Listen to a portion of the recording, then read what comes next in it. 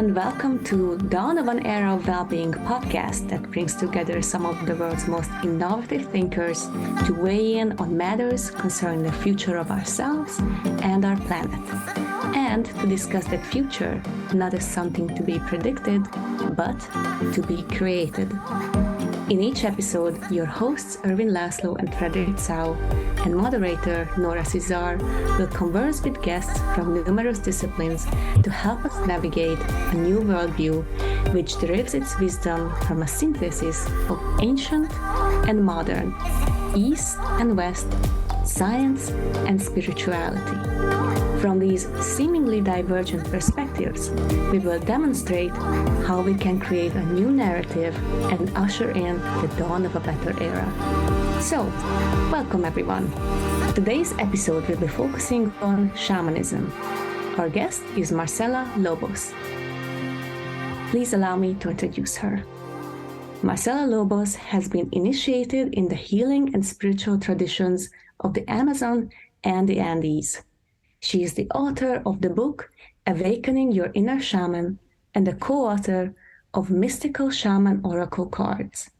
Born and raised in Chile, Marcela graduated from a prestigious journalism program. Later, she pursued studies in yoga and wellness and completed the Healing the Light Body School of the Four Winds Society in 2005. Today, she's a teacher at the same school and spearheads its Spanish wing. Throughout the last decade, Marcela has led hundreds of students through the Medicineville and Munaiki programs. She also travels internationally to lead sacred journeys for women to awaken their own power, grace, and wisdom. She lives between Chile with her husband, Alberto Villoldo, and you can visit her work online at marcelalobos.com. Thank you, Marcela, for being with us today. It's an honor to be with all of you, and I'm very grateful for this invitation. And I am in service. Whatever I can do, please let me know. Thank you. And now please allow me to introduce our hosts, Ervin Laszlo and Frederick Tsao. Ervin Laszlo, two-time Nobel Peace Prize nominee, world-renowned philosopher and systems scientist, author or co-author of over 106 books, founder of the Laszlo Institute of New Paradigm Research and the Club of Budapest, the recipient of multiple honors and awards like the Goyi Peace Prize, the Assisi Mandirov Peace Prize, and the Luxembourg Peace Prize. And Fred Tsao, business leader, futurist, practitioner of Eastern wisdom and Western science, author, chairman of the Family Business Network's Council of Wisdom, and founder of the prestigious Octave Institute, fusing ancient wisdom and quantum science as a platform for people to achieve a purposeful life, mindfully lived at the new levels of consciousness and freedom. Welcome, Ervin and Fred. To manage the session today, I would like to invite our co-hosts to share some opening remarks, about 5 minutes each, followed by our guest, Marcela Lobos, to spend about 10-15 minutes to share her worldview in relation to today's topic, which is shamanism in the modern world. And then we can spend the rest of the time in a more interactive basis, so we can respond to each other's perspectives. So, first, I would like to invite Ervin to the stage to share his opening remarks, and then Fred. Ervin? Well, I'm delighted to be here with Marcelo and with Alberto, whom I've been in contact with, your husband, for some time already. And I'm delighted to have them here. I always admired the work of Alberto, with whom I was more familiar than with Marcelo's. And I'm delighted to have this renewed contact through Marcelo now. I am particularly interested in shamanism. My youngest son is so interested in shamanism that he took a degree in school in California in shamanism, and he's considered to be an official shaman, at least in California. Well, it's because I can understand that. I can appreciate that. Why? Because shamanism has something to offer. It seems to be magical. it is not only just a worldview. It seems to me that it is something, it's just a very active thing. A shaman acts in the world and changes the world. I'm very interested in this topic. And I'd like to have asked 2 questions to Marcela, and then we can discuss anything else that you like. What is it about shamans that is different from the rest of us? What is it that we should know about it? How would it be if we become shamans? What would it do to us? And the second question is, try to thought experiment. What if a majority, at least a critical mass of people, would be active as shamans? What kind of a world would we have? How would the world be changed under the impact of shamans? I had the privilege to spend some time with Siberian shamans while I was in India. I also had some shamans from Mexico while I was in Mexico. And I came away with the impression that these are unusual people. What do they give us as individuals, and what do they give us as a humanity in search of its way in the world? I'd like to have these answers because I've been looking for these answers for a long time, and I'm glad to have this opportunity with Marcela to get some light, shed some light on it. Thank you again for considering it, and then we'll carry on in any way you like. Thank you, Erwin. Thank you so much. Well, let's remember first that the word shaman, it's an umbrella word that has origins from exactly the Siberia area. And anthropologists brought that concept, that word actually, to the West, beginning in the late 1700s. But in essence, a shaman is that person that knows how to mediate between the visible world and the invisible world, between the world of nature, of matter, of mother, and the world of spirit. It's interesting to note that in original societies, earth societies, the shaman was called by the ancestors or by a crisis.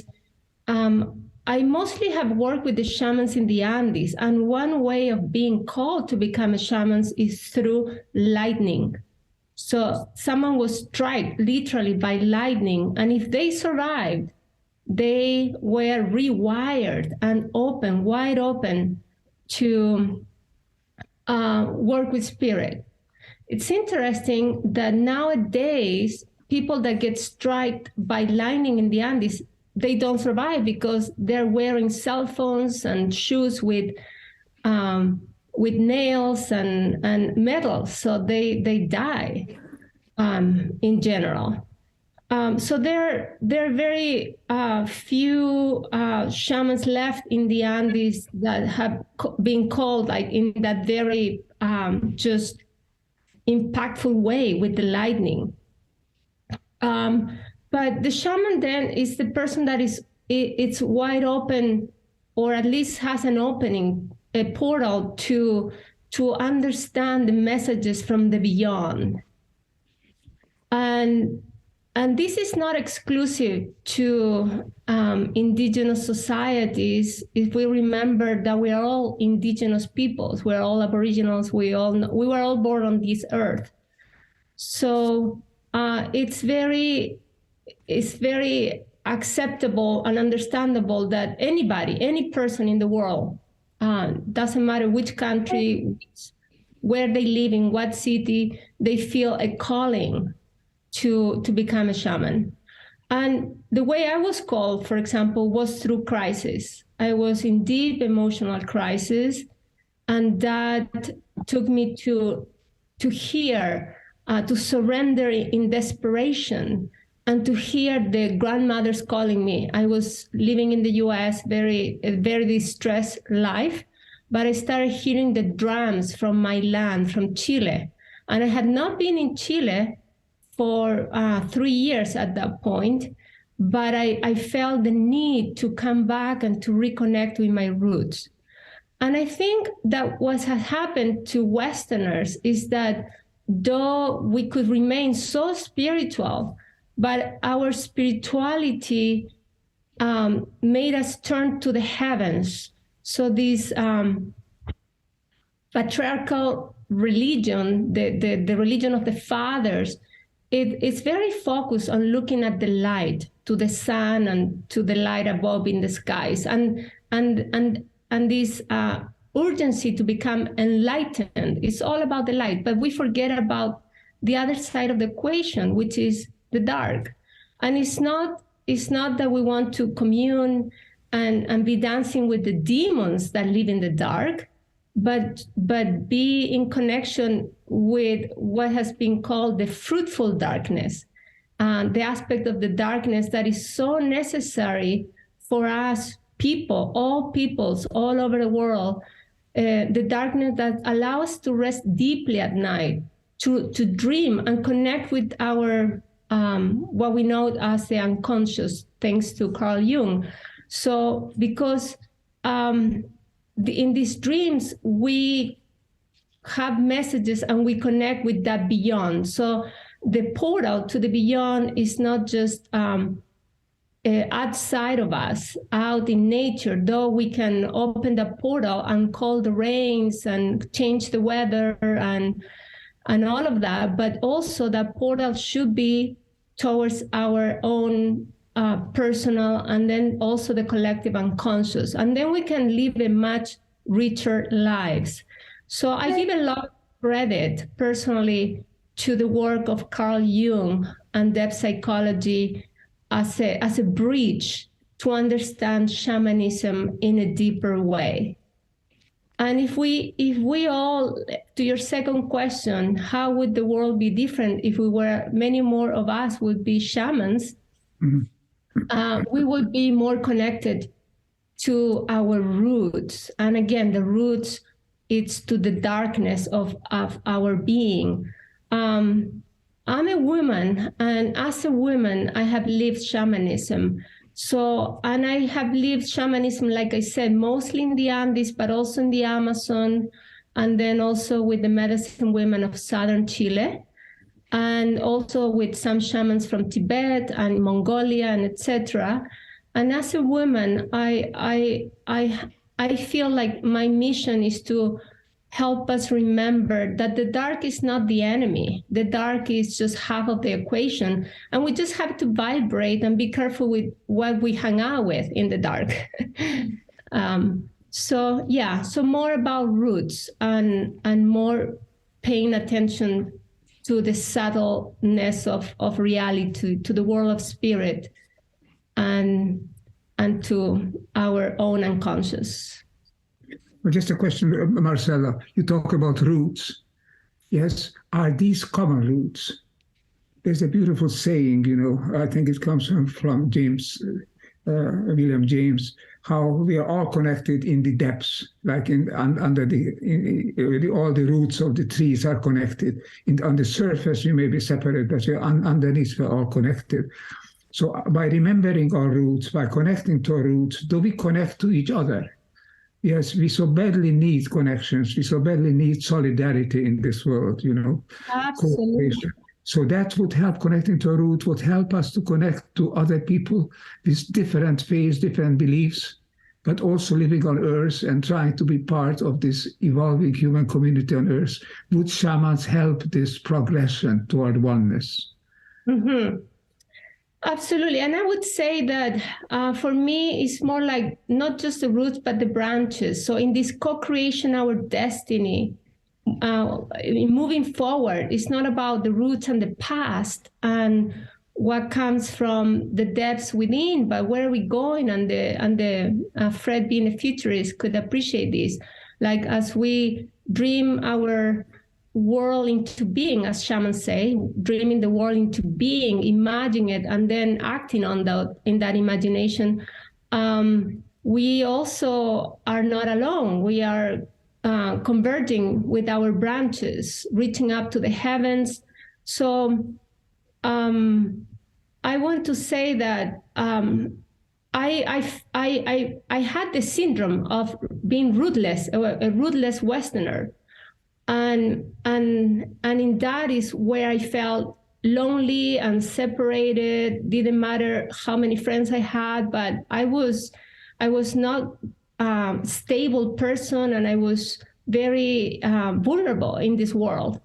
And sometimes we feel like if we have enough money, we're going to feel safer. And then sometimes we feel so unsafe. Doesn't matter how much money we make, we still don't feel safe enough. So when I heard the drums of the medicine women of Southern Chile, and I came and I found them, and I trained with them, and I found my roots again, it was like I was never alone again. I was held by Pachamama, Mother Earth. And that has been the biggest, most precious gift of these traditions of the earth, that we can, Westerners, and especially very scientific minds, can laugh about these. I remember like a story that I heard so many people tell of an indigenous woman saying in a scientific community that we were held by Mother Turtle, that we live in Turtle Island. And what's underneath that, holding that turtle, another turtle, and turtles all the way down. Yes. So, and we can laugh about this, but these are very deep truths. In a way, what it's saying is that we are not floating alone in the cosmos, but we are held by a consciousness, a love that is motherly, that is always there. And that's what shamanism gave me. But let me tell you something. After I was deep into the shamanic practices,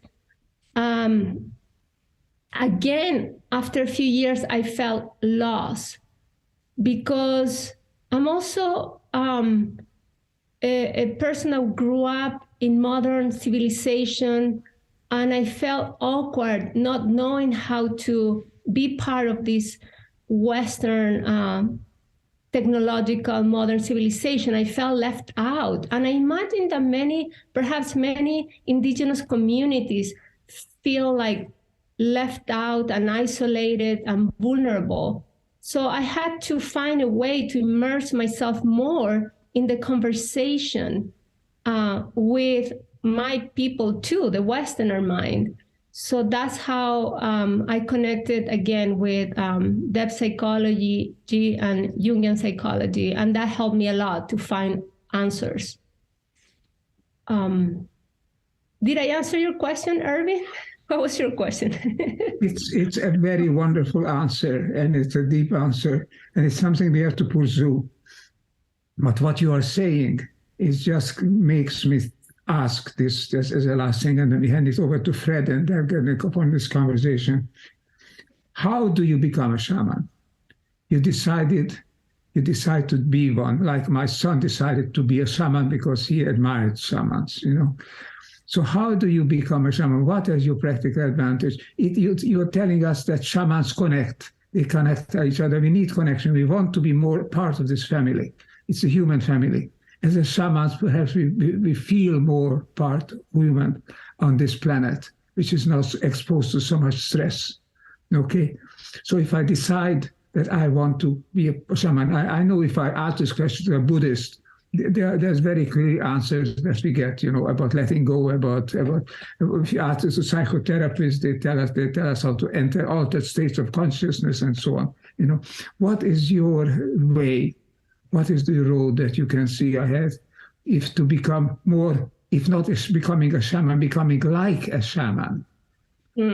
How can we approach this mentality, this magic, which is connoted by the term shaman? How do you do that? Very important question. So first, I would like to acknowledge the people that become shamans, or that person that knows how to restore balance and how to bring well-being to an individual or their community, and respect their unique ways. So as a Westerner, I don't think the proper way to become a shaman is by dressing up like anybody else, by putting a poncho or wearing feathers like they do in the Amazon or like they do in the Andes, or just, it's not the outer outfit, but it's really connecting from deep within. So to become a shaman, we speak about the call from spirit. We feel the call. And when we speak about spirit, we can be speaking about spirit in the earth as Mother Earth, spirit manifested. So in whatever way that call comes, but we feel it within. It's not like a decision, like what should I study to make money? What career should I study? But it's really like inside of ourselves, we feel that our ground has been shaken and that I have to, it's a feeling. And I like to think of the hero's journey at this point, the hero's journey, how the hero is called to an adventure, to leave the status quo that doesn't make sense any longer. When we feel like zombies in life, there's no more feeling of purpose. Just we feel like something has to change, and we embark in this adventure.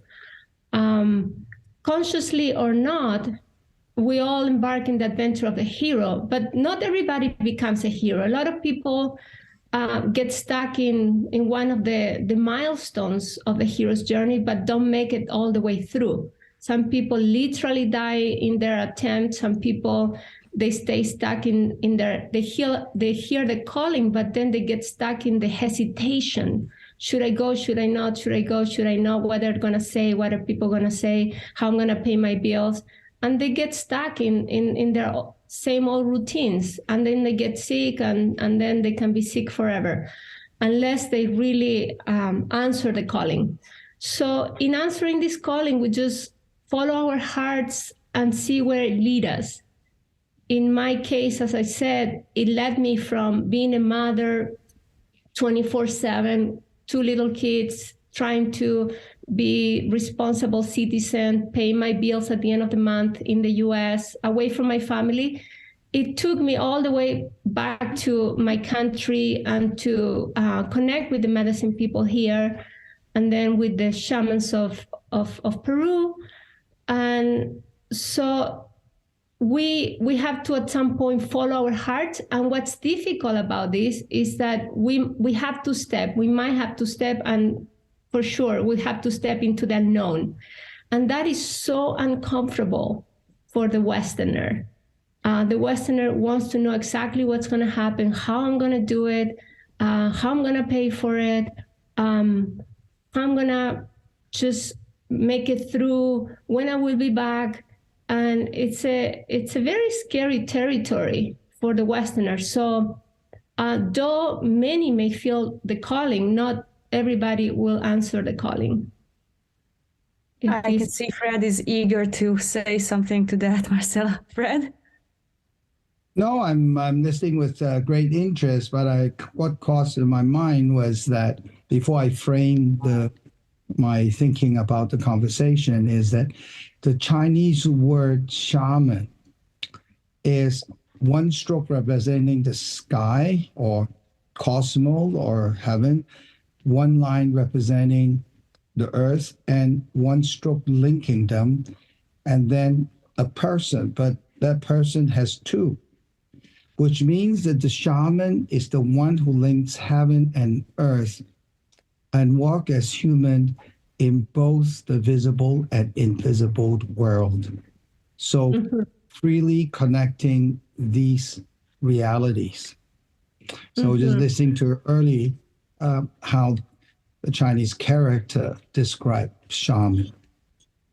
But here we're here to discuss because it's dawned on a new era.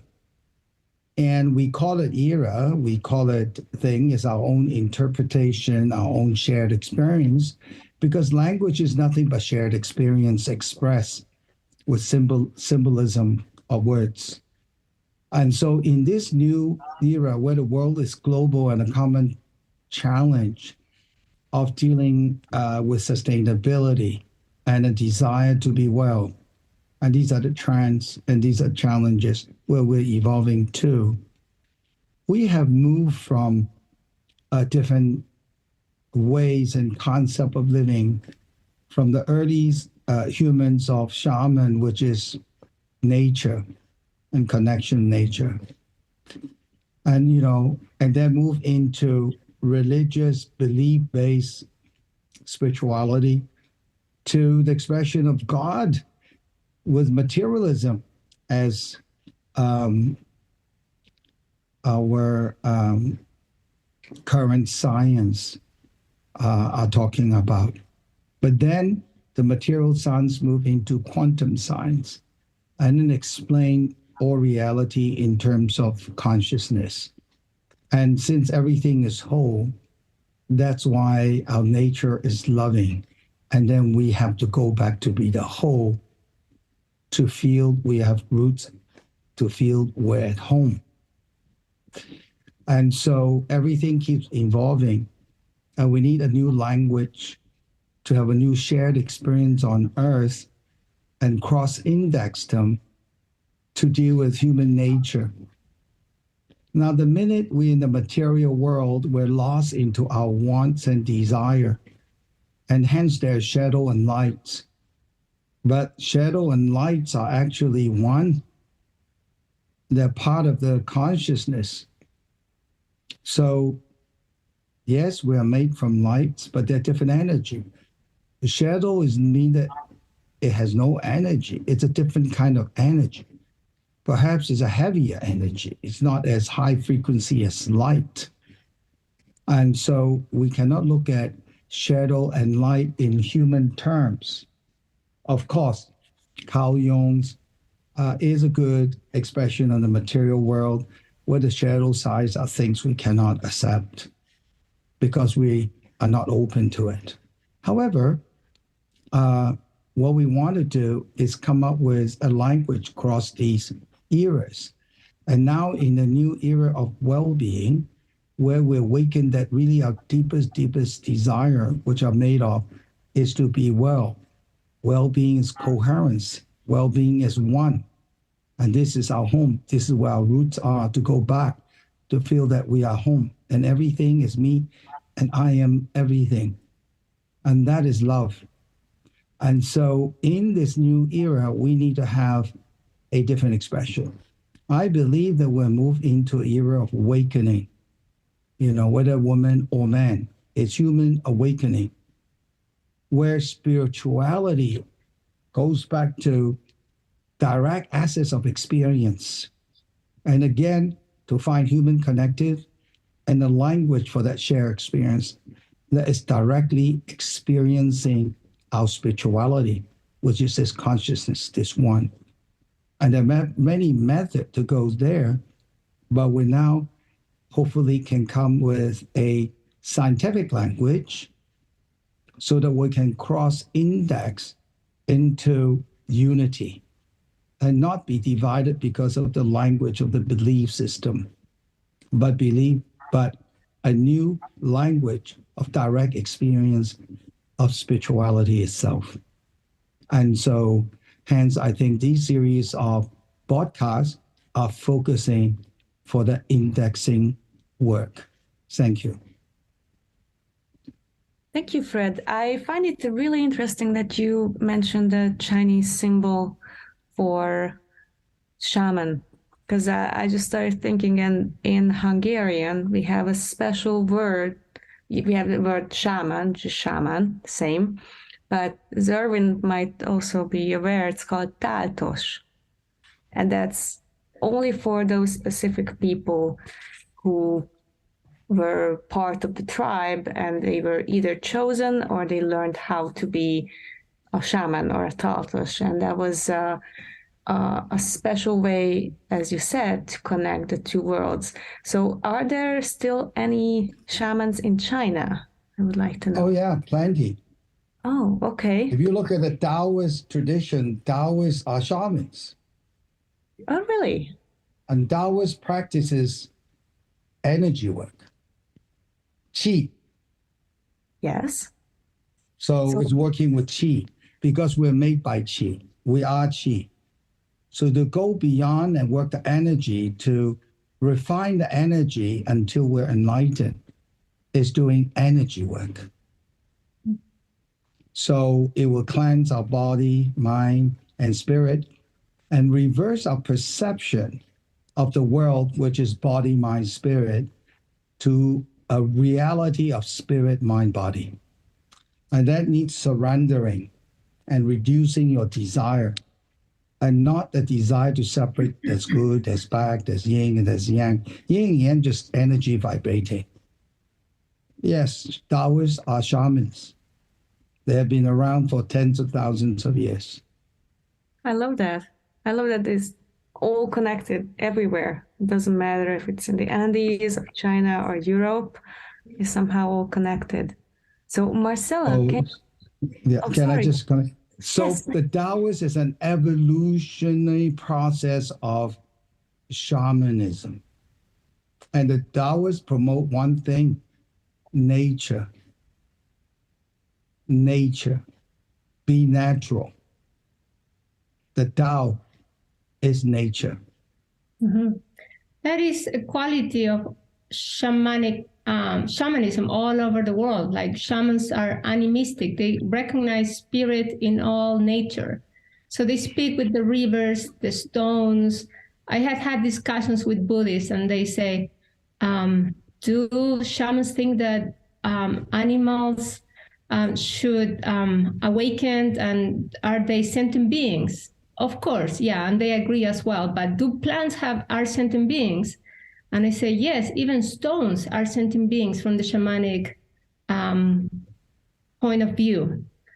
And when I heard you speak, Fred, I resonate with everything about unity, but I also cherish so much the experience of diversity.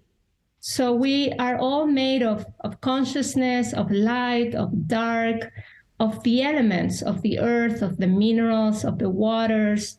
So everything in nature, we're made of that, and we're made of the things of the stars, of the elements in the universe.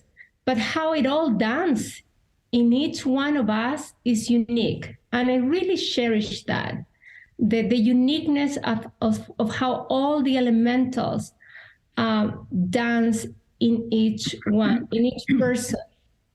And I think that is important to respect. And that's something that Jung said, be careful with trying to be homogeneous, like creating societies of everybody the same, because society and culture flourishes from creativity, from the individual. That's not gonna, if you try to make everybody the same, you're gonna repress the creativity in the individual, and that is so important.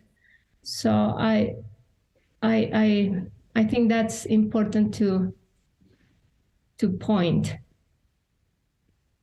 Yeah, I think that if you look at nature is made of stones, trees, birds, bees. It seems diverse, but everything's made on shades of consciousness. So everything is whole and they synchronized.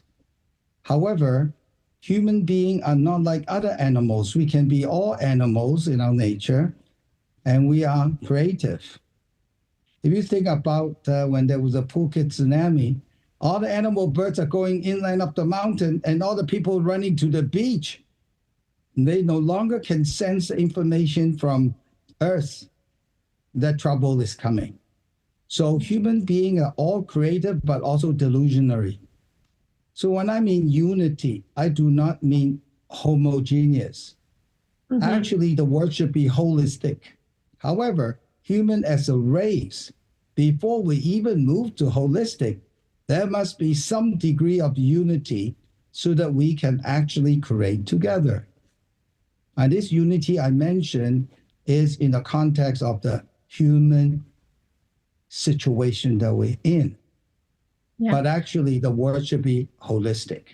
And just like nature, everything does not seem the same, but they're all synchronized. And rock is conscious. I completely agree with everything you said. I completely agree. But I just wanted to also mention this this view as I totally concur with you. I'm just kind of clarified when I used that word. Doesn't mean that. Mm-hmm. And I think Irvin wanted to say something.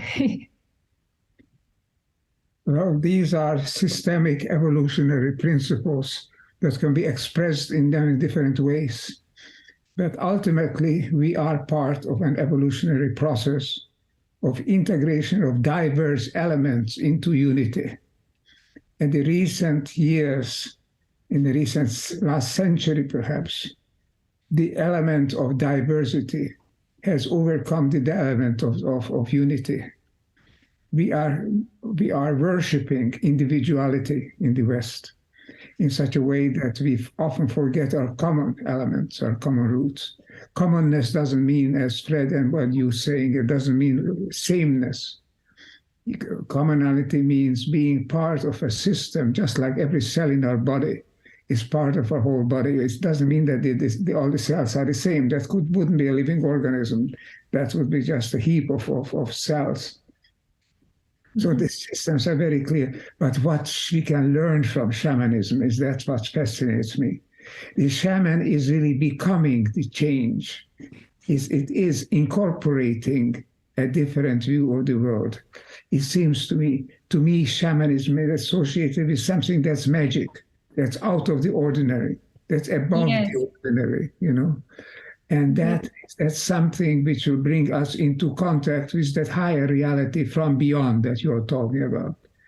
How can we all become more open to reach that beyond? Whether we call it the Tao, whether we call it the living spirit, whether we call it the Jehovah, or whatever name we give it. There is this higher unit, this higher intelligence, to which we can be open. We need to be open, so that we live on this earth with some element of understanding and coherence, what we are searching for. So it seems to me shaman, as an active person who is becoming the change we need, is a very important presence. That's why I'm fascinated with the idea of having more shamans around us. How would it be contagious? How would that change us? Any thoughts on that? And we have a school for shamans, Irvin. We have a school called the Four Winds Society, where we train people to be modern shamans, shamanic practitioners. And we go through a journey there to understand how to create this communion with the beyond and how to dialogue, because scientists want to explain the great mystery, wants to know everything about how the universe works. But for the shaman, it's more important than understanding it in the head with numbers or theories. What's important is to feel it, to interact with the great mystery, to sense it, feel it there, and then communicate. How? Many times with offerings, like offerings and offerings, to open that portal and then receive. And what you said about the magic, yes, it's about knowing how to listen so finely that we know how to flow, how to read the energies and read the signs of destiny. We speak about reading the signs of destiny. For example, I was just with some musicians in Peru, and they say, do you think it's going to rain this week? Do we need to hire just a tent so we don't get wet? I said, well, if you want to be a Westerner, of course, go ahead, call the company to come and bring you a tent, and then pay whatever they charge you for. But if you want to be like like the shamans here, then we have to do an offering and be in reciprocity, right relationship with the heavens, with the earth, with the mountains, and let them know we're here and that we are going to bring music and it will not rain. And this was a German musician group, and they said, I think we want to learn your way. We're going to listen to the shamans here and do it the shamanic way. And it didn't rain a drop. It would rain in the morning, it would drizzle, but not when they had to play. So it was beautiful. And that's how it is for shamans, because they know that the water in the sky is also inside of themselves. So we know the water is inside. So we need to be in that reciprocity with our own waters, honor the elements in our own bodies, honor the universe in our own microcosm that is our own being. And then as we have a very just a relationship of gratitude, of devotion, of deep honoring in our own lives, in our own little worlds, then we are cultivating that reciprocity with the ecosphere, with the ecosystem around. And that's how we can change the weather. We can call on the rains and so forth. And we can create that magic, that synchronicity. When I take Westerners, people, modern people, to journey with us in the mountains or many different places around the world with shamans, they're always so amazed at the synchronistic way of journeying. Like everything happens just at the right moment in a way that seems miraculous. So that's a good way, Irvin, to cultivate this magic around, is by really being in right relationship with the elements and energies within and just in the immediate world. And this is what we teach in our programs at the Four Winds Society, and much more. I mean, I could talk for days and days about the processes that in a nutshell is always about creating harmony,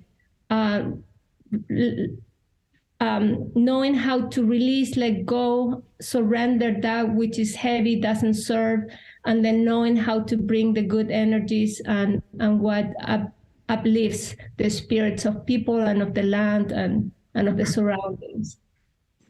You know, you just pronounced the key word that has been coming up in our discussions in this series of explorations of the different religions and different belief systems. That key word is harmony, not sameness, not exclusivity, living together harmoniously with one another, through one another, you know. And it seems to me that if you heal that again from shamanism, the same as we've heard from the other indigenous belief systems, we heard it from all the great religions, this search for harmony is the highest level of oneness that you can find. And that way, it seems to me, from what I hear from you and what I've known a little bit before, is that shamanism is a very positive, very constructive development of the human psyche on in this planet. Humanity reaching a higher level of well-being, to use Fred's term, a new era of well-being. Shamanism could be an essential element, a roadmap guiding us to find that level of oneness, which is not sameness, but which is harmony and coherence. So I'm very pleased to hear that, and I'm very pleased to know that there are ways that young people or anybody who's interested can actually systematically develop their own powers to become shamans, not as becoming somebody exclusive outside of the world, but somebody who is with the world and guiding the world to a higher level of harmony. Yes, actually, the word harmony in the Andes is Aini. And it's the only guide, it's like the main and only guiding, not the only, but the main guiding principle for the village, for the society. So it means reciprocity as well, the word aini. So when someone needs help, people go and help without asking, are you going to help me tomorrow? It's like the next day someone else will need help. So everybody will help, or whoever can will help the other person. And like that, they help each other, and they cultivate the harmony with nature, and they're always giving what they can. It's not about becoming a martyr, giving more than you can, becoming a rescuer, but just being there, present and in service where you are called to go, and then showing up, because we know that the traditions of the East are calling us to awaken. The depth psychology and the Western psychology is calling us to grow up, to be mature, to be responsible people, to be able to respond to the demands of our daily lives. And the way of the shaman is to show up where you're called to be in service. And Pachamama is calling us, right? Yeah, Pachamama, Great Spirit, the Apus, the mountains, each other, the children crying that need to be fed. We need to show up where we're called to be in service. And that is the way of the Andes. So they don't need laws and rules and books full of laws, because they have this principle of being in reciprocity with life. If I have the health and the resources to show up, then that's reciprocity. I am given all this abundance. Now I should show up and share the abundance. And then another day you will need help and someone else will show up for you. But it's not like in the Western world, like I gave you 10, you have to give me 10. It's more like the Taoist, like flowing, like in a river. You receive and you give without paying so much attention to who and what. It's life. That's the way. Mm-hmm. Well, I think those are very nice words to conclude on. I would like to call in Fred for his concluding words, if that's possible. Yeah, sorry. Yes, and then I will ask Erwin if he would like to add anything. Fred? Yes.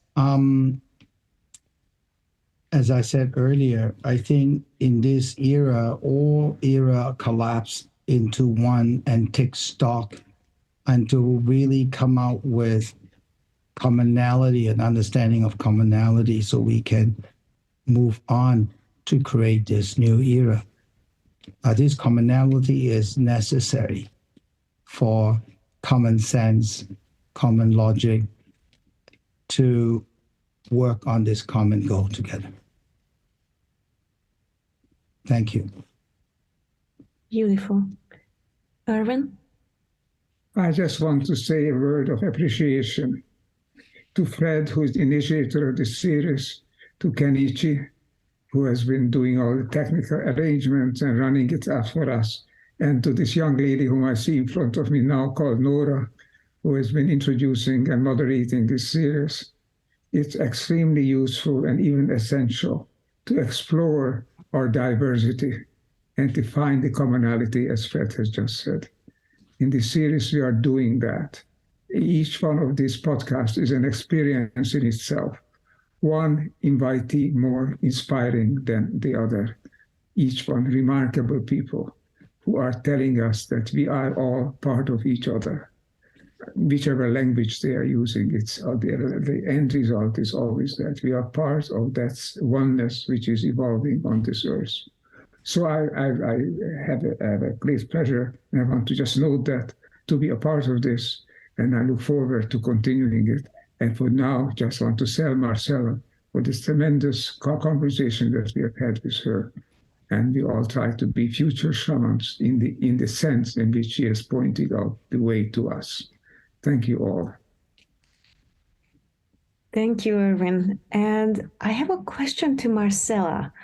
would it be possible, because we would like to end the podcast with maybe a blessing or a prayer from you, something that the audience would be able to receive and take with them when they listen to this episode?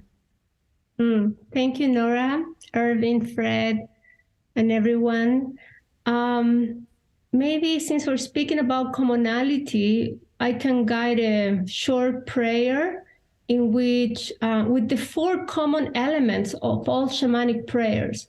As I just looked so closely to many shamanic traditions from around the world, I have seen that every shamanic tradition has these 4 elements. And I'll guide you through them. But quickly, they are summoning, who are we calling, who are we directing the prayer to. Second, I call it I am humble, like just realizing that we're still growing, evolving, self-realizing who we are, and we're still in the journey. So we don't know everything, and from not knowing, we make mistakes, we offend people, we destroy the earth and do things like that. So instead of saying I am sorry, I call it I am humble, from the word humus.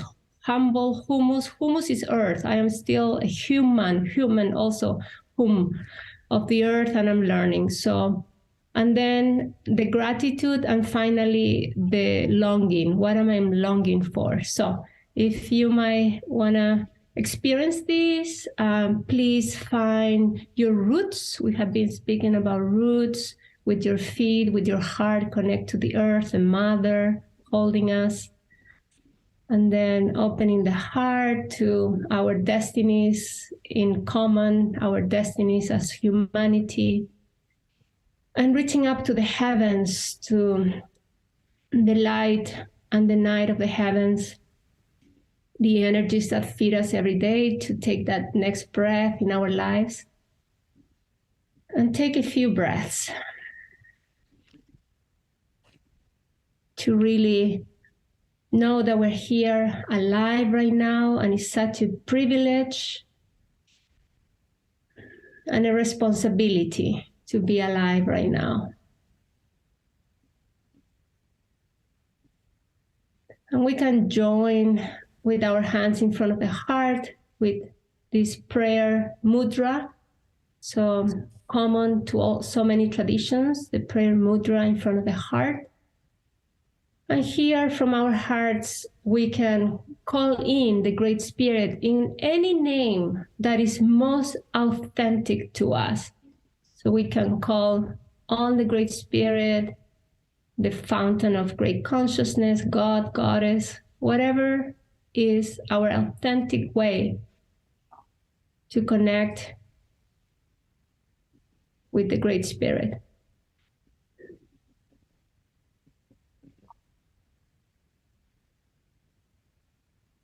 And to any beings that we also want to direct the prayer to. So summoning any beings that we want to speak with right now.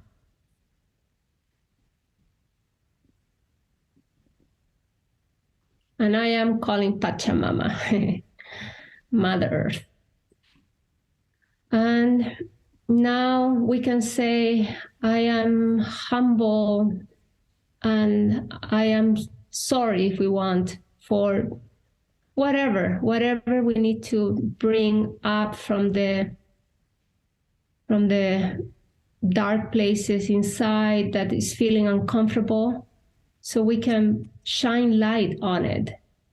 Like if I was very impatient and I yell at someone, or if I borrow money, never gave it back, or if I had been just lazy and not showing up to the calling, whatever we need to bring up to say, I am sorry, I am humble, and this is whatever we need to say also to repair and come back to that harmony, that reciprocity.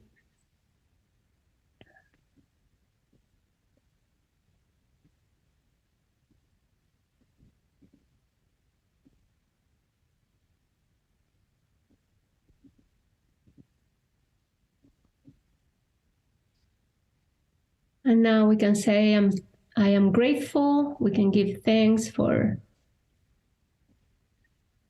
this day, this breath, anything that we're grateful for, friendships, this community that is listening right now,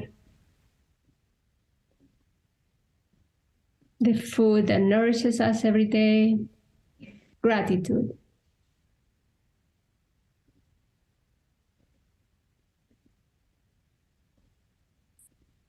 And with the fertile soil of gratitude, we can feel, what are we longing for? More than I want something material like a bigger house or a more shiny car, perhaps what I long for. And let Spirit know, what do you long for? May it come to you. And qualities like community, more celebration, more music, more dance. What is it that you're longing for?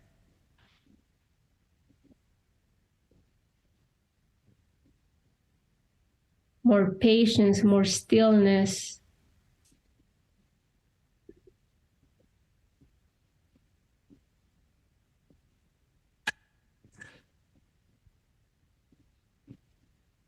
And my drum just exploded, and that means aho. As shamans say, aho, so be it. So aha. Thank you so much, everyone. Thank you. Mm-hmm. Yeah. Thank you so much, Marcela. That was beautiful, beautiful. What a compelling note to conclude on. I am Dora Cesar with our hosts, Erwin Laszlo and Frederick Zhao, thanking today's very special guest, Marcela Lobos, and our worldwide audience, as well as our wonderful production team, which I am happy to be a part of, led by Kenichi Sugihara, Tai Suki, and those many others at Octave Institute and the Laszlo Institute. From whatever nation state or emotional state you might be in, this is the place to tune in. We invite you to join us for more episodes of Dawn of an Era of Wellbeing podcast, as well as to give the book to yourself or to a loved one. It is a true companion for these challenging times. The bravado of our ego has historically gotten the better of us. So remember, this time when building the new paradigm for humankind, let's include human kindness. Stay tuned and stay attuned.